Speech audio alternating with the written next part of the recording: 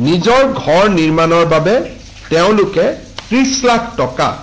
কেবিনেটে আজি দুটা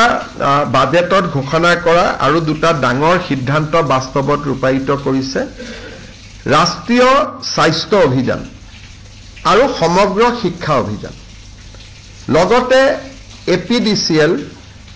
এপিজিচিএল আৰু AEGCL Assam power generation corporation Assam power distribution company Assam electricity grid corporation national health mission আৰু সমগ্ৰ শিক্ষা অভিযানত ইয়াতে কাম কৰি থকা সকলো কৰ্মচাৰী আমি আপোন ঘৰ আঁচনিৰ সুবিধা দিম অৰ্থাৎ ৰাজ্য চৰকাৰৰ কৰ্মচাৰীয়ে যেনেকে আপোন ঘৰ আঁচনিৰ সুবিধা পায় এতিয়াৰ পৰা ৰাষ্ট্ৰীয় স্বাস্থ্য অভিযান সমগ্ৰ শিক্ষা অভিযান আৰু অসম ৰাজ্যিক বিদ্যুৎ পৰিষদৰ তিনিওটা কোম্পানী এই আপোন ঘৰৰ সুবিধা পাব অৰ্থাৎ নিজৰ ঘৰ নিৰ্মাণৰ বাবে তেওঁলোকে 30 লাখ টকা বেংকৰ পৰা উইদাউট গ্যাৰেন্টি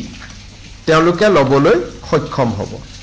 ঠিক তেনেধৰণে এই কৰ্মচাৰীসকলক আমি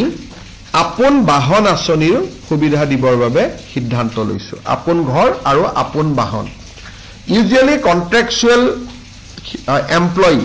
বা কৰ্পোৰেশ্যনৰ এমপ্লয়ি এই সুবিধা পোৱা নাছিল মই ভাবো যে এই সিদ্ধান্তই ৰাষ্ট্ৰীয় স্বাস্থ্য অভিযান সমগ্ৰ শিক্ষা অভিযানত আৰু শক্তি বিভাগৰ সৈতে জড়িত কৰ্পোৰেশ্যন কেটাৰ কৰ্মচাৰীসকলক যথেষ্ট উৎসাহ যোগাব আপোন বাহন আঁচনি য'ত নেকি উইদাউট ইণ্টাৰেষ্ট উইদাউট গ্যাৰেন্টি গাড়ী লোন পায় চৰকাৰে 3% সুদ দিয়ে আপোন ঘৰতো নতুন ঘৰ বনাব ফ্ল্যাট কিনিব 30 লাখ টকাৰ লোন পায় আৰু